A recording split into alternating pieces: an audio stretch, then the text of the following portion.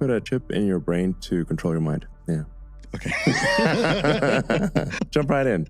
Step right up. Who wants one? No, so Neuralink, you'll be able to see Neuralink coming from a very long distance, because any device that you implant in a human, you have to go through so many tests. It moves very slowly. You just do a few people at a time, and then it'll be about restoring functionality to people who've lost their connection between their brain and their body. So you can imagine, like, if, say, Stephen Hawking could talk or communicate as fast as somebody with a fully functioning body. That would be amazing. And then the second application would be restoration of eyesight. So if somebody's gone completely blind, maybe even has lost the optic nerve, you can give direct vision to the brain. Mm-hmm. In fact, you could actually, depending upon what cameras you use, you could actually see in different wavelengths. You could see in radar if you want. But long term, I think the concern that people have is this just leading us into this dystopian transhumanist future?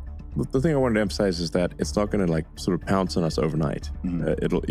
You'll see it coming. It's going to be very slow. In fact, I really think that artificial general intelligence or digital superintelligence is likely to arrive before we have really advanced neural links. At least that's where the trend is right now. Mm-hmm. So we're already kind of a cyborg if you think of, like, your phone and your computers as an extension of yourself. Mm-hmm. In fact, if you leave your phone behind, it's like you have missing limb syndrome. You're like, where did it go? We are already a cyborg. It's just that the interface is with our eyes and our fingers. Yeah.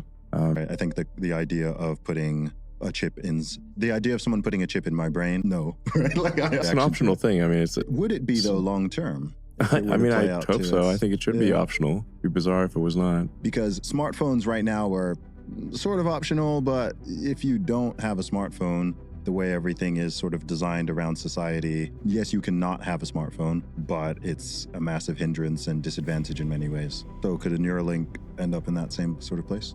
It's possible, but I'm just saying, if it does, it's many decades from now. So it's not today's problem. Yeah. I'd worry a bit more about digital superintelligence. I'd worry about, let's try to avoid World War III. Yeah. Let's make sure we're at least having enough kids to sustain our population, basic stuff like that. I think that actually the most likely outcome for artificial intelligence is that it is good, that it will improve our lives, most likely. But there's some chance that it will not, and I think we just need to be cognizant of that and understand it's a powerful technology, it's a double-edged sword, and we need to put a lot of effort into ensuring that we have a good AI outcome and not a bad one. There's some risk that it doesn't merely amplify human activity, but it starts basically just being in charge. Yeah. And there's some risk it may view humanity negatively and decide that we're a blight on the earth. There's some things which sound like a blessing, but may in fact be a curse. Yeah. Like, I think you will live forever. It sounds like a blessing. It's actually a curse. You would not want to live forever. You don't know how long forever is.